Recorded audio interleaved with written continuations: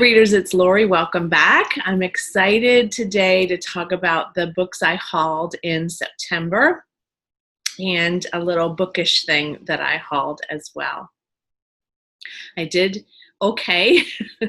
I have restarted my walking practice since I'm feeling better, and that means I walk by the little free libraries in my neighborhood more than I probably should. And so a lot of the books that I hauled have come from little free libraries, and I am fine with that because there's a purpose to the hauling of these books. So let's get started. So the first one I got from a little free library is Black Notice by Patricia Cornwell. This is number 10 in the Kay Scarpetta series, and I am intending to get caught back up on this series, and I think I left off around book 7 or so. And so I feel like this will be good for me to just have when I'm ready to dive back into that. I'm not going to talk a whole lot about this, except that the Kay Scarpetta series is about a forensic psychologist, I think is what she is. Yeah. And she tracks the patterns. She does post-mortem examinations, and she then gets to the bottom of things, as well as physically she gets to the bottom of things where she profiles and works with other people to profile those killers. So I love this series years ago. I haven't been back to it for a long time, and it's kind of calling me lately. So when I saw this and it was in good shape, I said, oh yeah, I'm going to grab that and then I'll have it. So that's added to my list of Cornwell's to get to. Another similar issue, I found Them Bones by Carolyn Haynes. I have read this, and the only reason I hauled this is because I used to own it, and I gave it to my granddaughter because Carolyn was doing a book signing at the library, and I wanted her to be able to experience having an author sign a book that she had. So I gave it to her. She got it signed. She took it home. I have no idea if she read it or not. She's pretty young for this probably, but I wanted to replace it because I have, I think, all of them in the series. Haven't read all of them, but definitely have read this one. So Carolyn's series, the Bones series, is about I'm trying to remember her name, Sarah Booth, and she's in this particular first book broke. I think she's not working. She's living in her family's mansion, and these are set in Zinnia, Mississippi, which is a fictional town that is probably like maybe Natchez or Vicksburg, I would say.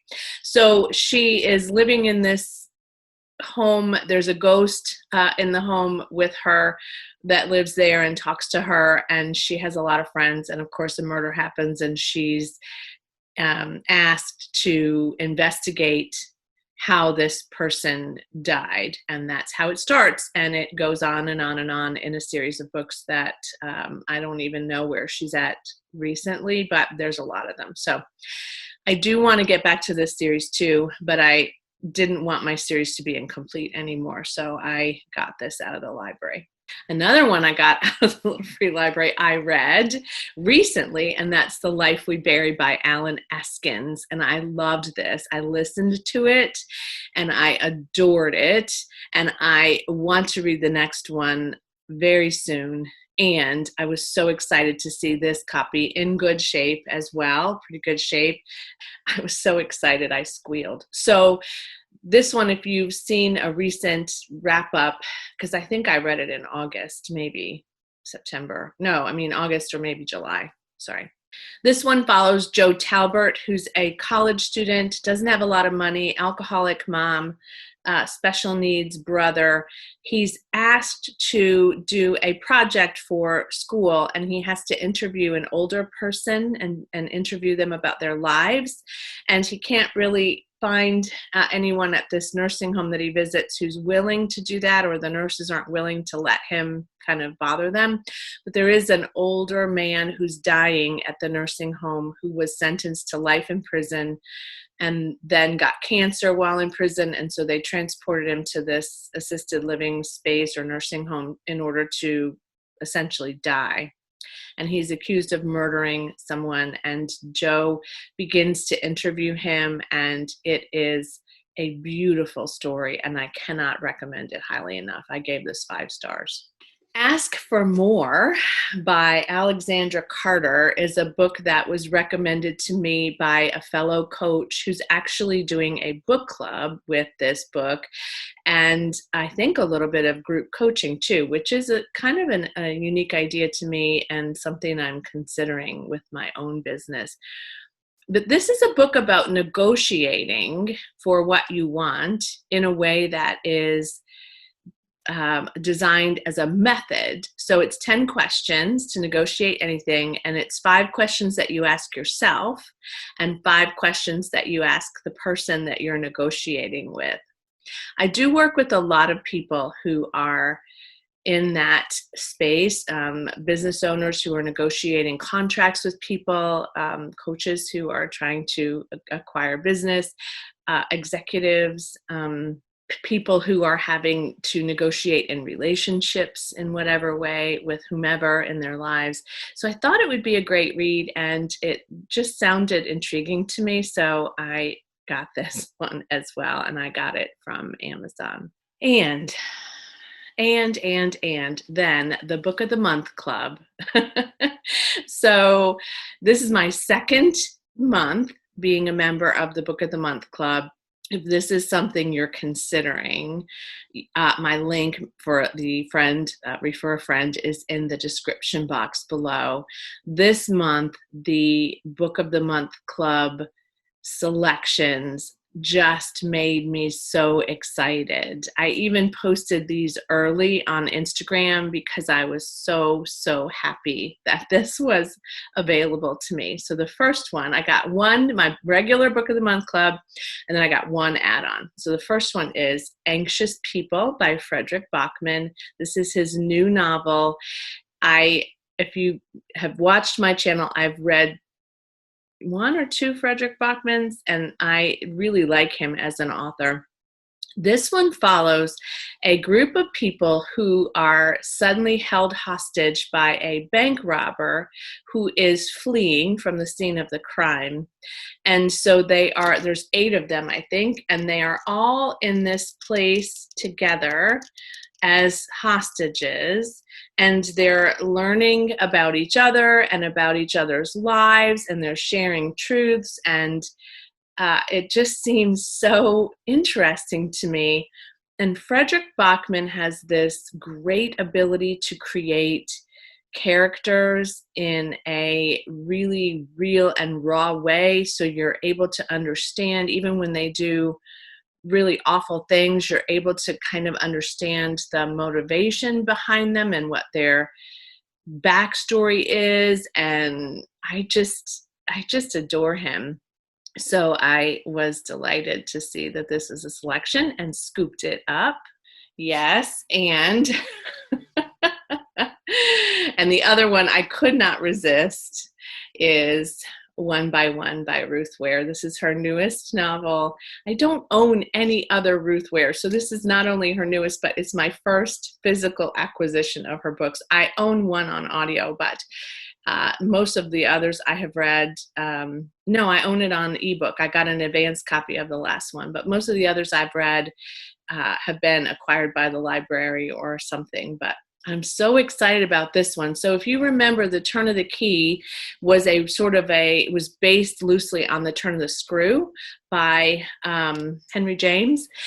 And this one I have heard is based on And Then There Were None by Agatha Christie. Now, Ruth Ware does have some Agatha Christie vibes for me, so I'm not surprised that she's maybe following that plot line, but it's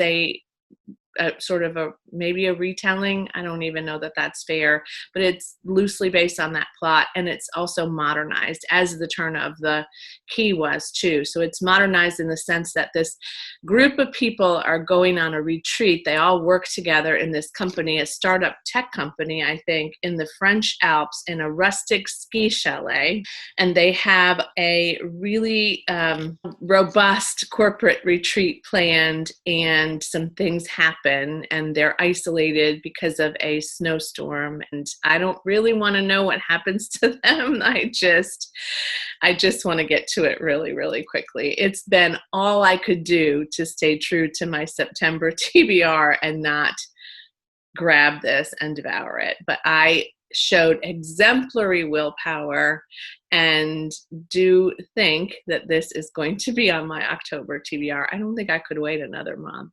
I really don't. So, One by One Ruth Ware. And then the last bookish thing I actually got from Lindsay at Lindsay's Little Library. If you don't know, Lindsay makes book sleeves, and she makes them very well. And she had her fall book sleeves on sale the other day in her Etsy shop, which I will link in the description box below. And I couldn't resist this one, and it's very well made. She does a really good job of making these. I have all the supplies to make a book sleeve, and I never have done. I mean, will I do that one day? I don't know, maybe. This is a medium-sized book sleeve, I think. So it does fit a smaller book. So let's see how this one fits in. A little tight, but not bad once you get it going. Sticks up a little on the top. So this is probably better suited for the bigger trade paperback size. And this one, of course, fits just perfectly. So you can kind of see. And then the large ones are made more for regular hardcover books. So I would say about that size or a little bit bigger, because this is really easy to fit in. I just adore these. And so I thought this is perfect for this time of year and the one that I wanted first. But she has really good stitching, really good craftsmanship on these, are really sturdy. She's just done a remarkable job. So I recommend those too. So Lindsay's Little Library, and she does this periodically so you can access them whenever she, I guess, pops them up in her store. I think she also posts them on Instagram. So if you follow her on Instagram, you can take a look there too. Another bookish related thing I got actually was for my birthday from my partner Lisa, and that is this little pouch. It's a little plastic pouch, nice waterproof pouch, and it says, "I like long walks to the library." And I do literally walk to the library or the Little Free Library a lot. And I've decided to store bookmarks in it. I used to store my bookmarks in a cup right behind me, and I love that cup for coffee too. So now I can store them in this little pouch and tuck them back here, and they're always available to me. So I love that too. Very, very happy with that. Okay, so that is my September book haul. Not too bad. 6 books. Only purchased 3, and 2 of them were a book of the month. So I feel pretty good about that. And I'm aware that now I have 3 book of the month books that I have not read. So I am also aware that I need to get on it. I need to be reading. But this month was really dedicated to reading a whopper of a book, and I am hoping to finish that whopper of a book by the end of September. It's been a strange reading month for me, not quite as much reading for me as I would normally have had, I would say, for a variety of reasons, but still feeling good about it. Feeling good about how I read, feeling good about my book haul, feeling good about fall starting, and getting the house decorated for Halloween, which I'm probably going to start doing today. Thanks for joining me. I appreciate you all so much. Have some new subscribers, so welcome to you. Happy that you're here. Would love to hear what you've hauled in the month of September. If any of you have a BookTube channel, please post it in the comments below so that myself and others can take a look and subscribe and watch your videos. And as always, happy reading. Bye.